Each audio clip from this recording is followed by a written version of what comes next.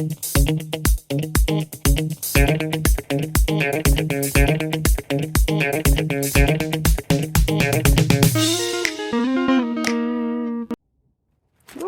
hi. Yeah, today there is a little bit of a perspective change happening, because sometimes the answers are in the details, you know. Will it be the case for the next question? Let's see.